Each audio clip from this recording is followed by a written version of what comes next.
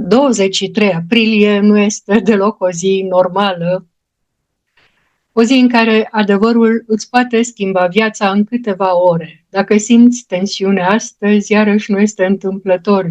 Vine cu vibrația 19.1 care rupe iluziile și forțează deciziile. Astăzi se activează o energie destul de rară și dacă nu știi cum să o gestionezi, poate să-ți dea toată lumea peste cap. Multe relații, alianțe se pot rupe, dar nu din întâmplare. 23 aprilie poate să aducă totuși adevărul în iubire. Numerologic vorbind, 23 aprilie 2026 este una dintre cele mai karmice zile ale acestei luni. Este și o zi de mare sărbătoare creștină, ziua în care Sfântul Gheorghe a învins balaurul, da? Și cine știe ce se întâmplă azi nu este doar personal, e o energie care ne afectează relațiile, banii și poate să pornească totul chiar de la liderii lumii. Dacă astăzi simți nevoia să pleci, să spui adevărul sau să închizi ceva, nu te grăbi să ignori asta. Bună, dragii și dragile mele! Ca de obicei ne revedem la numerologia zilei. La mulți ani sărbătoriților zilei, toți cei care vă numiți Gheorghe, Gheorghița, George, Georgeta, Geta, da? La mulți ani și petrecere frumoasă acolo unde este cazul. Acum trecem la numerele noastre. 19.1, vibrația acestei zile, aduc o lecție karmică de independență, de adevăr și de reset de destin. Mie mi-e și groază ținând cont că omulețul portocaliu a încercat să se joace cu codurile butoanelor armelor nucleare, dar nu i s-a permis. Este una dintre cele mai intense vibrații de 1, pentru că vine cu închideri inevitabile, numărul 9, urmate de noi începuturi forțate. 1. 1 cu 9 până la urmă dă 1, deci noul și noile începuturi au câștig de cauză astăzi. Nu este o zi ușoară, ci una de aliniere brutală cu adevărul nu atât personal cât colectiv. Energia generală a zilei, se taie iluziile, se rup atașamentele toxice. Ați văzut până și în alianța dintre partide cum a început să iasă mizeria la suprafață și nimic nu e mai frumos decât atunci când hoții încep să se certe între ei. Așa mai aflăm și noi adevărul. Cine ne-a făcut ce ne-a făcut și de ce ne-a făcut și dacă nu îi oprim, unde vor putea să ajungă. Astăzi se forțează deciziile amânate, apare nevoia de control personal și autonomie. Tot ce nu mai este autentic se destabilizează. Este o zi extrem de importantă în plan relațional, cum am spus, nu doar în cuplurile mici, în familia mică, ci și în familia mare, în alianțe, la nivel social, global. Astăzi se activează și se exacerbează orgoliile, nevoia de libertate, lupta pentru putere, revelații despre cine ține frâiele. Riscurile sunt despărțiri bruște, adevăruri dureroase și nu mai pot continua așa. Și unde relațiile autentice sunt pe baze solide, se poate trece la un nivel superior, se reașează rolurile în cuplu, apare claritatea. Te decizi, rămâi sau pleci. 19.1 nu negociază falsitatea. Previziuni pe numerele de destin. Ziua pentru numărul 1 aduce putere maximă, dar mare atenție, cum am spus, la ego și impulsivitate. Numărul 2, tensiuni emoționale.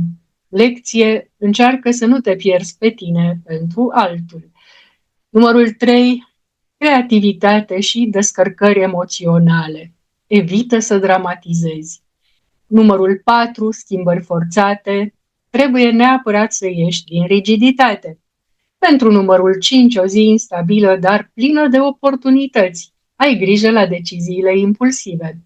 Numărul 6, conflicte în familie și în cuplu.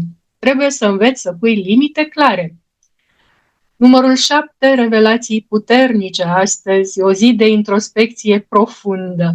Numărul 8, o zi de putere și confruntări karmice. Încearcă să nu abuzezi de control. Numărul 9, finalurile sunt inevitabile. O eliberare majoră astăzi. Numărul 11, intuiția ta extremă îți aduce și anxietate crescută la pachet. Ai, de asemenea, acces la adevăr, dar și la frică. Numărul 22, trebuie să ia decizii de viață importante. Ce construiești azi contează pe termen lung. S-a auzit la omulețul oranj. Numărul 33, o vindecare karmică astăzi prin relații, dar cu sacrificii emoționale. Oracolele zilei care ne susțin au ieșit din The 40 Servants, da? The Adventurer și The Eye. O să vi le arăt. Da? Ok. The Adventurer, energie de început, risc și curaj. Saltul în necunoscut ne este astăzi necesar. Iar ochiul, adevăruri ascunse care în sfârșit ies la suprafață și ești obligat să vezi tot ce ai ignorat. Din Telepathy Oracle a ieșit Let Go, o eliberare mentală și îndemnul să renunți la control. Zânuțele au uitat că pentru români este sărbătoare și ne-au recomandat să fim vegetariani. Eu sunt cea mai dezamăgită. Da, nici nu știam de cardul ăsta. Da, ne recomandă să mâncăm sănătos și vegetarian. Încercăm. Purificare, corpul cere curățare energetică și fizică. Acum, nu băgați în seamă toate zânuțele, puteți să puneți pe grill tot ce vă doriți. Runele zilei astăzi au ieșit Tir, Dagaz și Pehu. Arată pe ecran, ca de obicei, am extras din runele orgonice create de mine să mă laud. Da? Cum am spus, cine dorește poate lăsa în comentarii și îi voi îndruma pașii cum să comande de pe site un set personalizat pe ce culoare dorește. Da? Se fac numai la comandă. Bun. Tir ne arată justiție, curaj, sacrificiu. Astăzi să luptăm pentru adevăr. Dagaz, zori de zi, iluminare, schimbare majoră, e acel moment de trezire, acel click în care te-a pocnit epifania, da? Iluminarea. Te-ai deșteptat. Pehu, bani și resurse, dar cu un test. Știi să gestionezi corect energia abundenței? Mesajul zilei, adevărul te eliberează, dar mai întâi te zguduie. Cristalele recomandate astăzi, labradorit pentru protecție energetică, obsidian pentru tăierea iluziilor, citrin, claritate financiară, ametist pentru mai mult echilibru mental. Talismane, simboluri solare, da, am soarele cu mine, ochiul protector și runa Tir. Culorile zilei, auriu pentru putere, roșu pentru acțiune, negru pentru protecție. Culorile zilei le-am spus, trecem la flori care sunt și ele în ton, da? Crin pentru adevăr, mac pentru eliberare, trandafiri roșii pentru pasiune și conflict. Frecvențele zilei 396 pentru eliberare karmică, 528 reset energetic, 741 Hz claritate mentală. Nu vă mai cânt la diapazon pentru că microfonul nu înregistrează sunetul. De câte ori am încercat, eu aud, dar când lucrez filmul, absolut nimic nu se aude înregistrat. Playlistul zilei astăzi ascultați piese intense și transformative, muzică cinematică, tribală, e plin YouTube, și ritmuri care vă susțin decizia și curajul. Activități recomandate, sport intens, alergare, mergeți la sală, de ce nu, detox alimentar și energetic, au zis zânuțele să mâncăm salată, scris, journaling pentru claritate, atunci când scriem sau verbalizăm ce ne frământă, ne vin și idei, decizii amânate, reflectăm asupra lor, analiza sociopolitică globală. La nivel colectiv vedem cu toții cum liderii sunt forțați să ia decizii radicale, sunt conflicte de putere între marile puteri care afectează oamenii de rând oriunde s-ar afla, se expun public multe adevăruri politice și apar tensiuni economice. La nivel global, posibile escaladări verbale sau diplomatice, mișcări de reset economic și lideri contestați public. Pentru România, energia indică, interpretată numerologic, da, presiune pe conducere, tensiuni politice crescute, expunerea unor probleme reale din sistem. Cu ocazia că se mai ceartă hoții între ei, aflăm și noi una alta. Despre guvern, ieri am deschis cartea și v-am spus ce mi s-a comunicat, 2-4 săptămâni ar trebui să se rezolve ceva.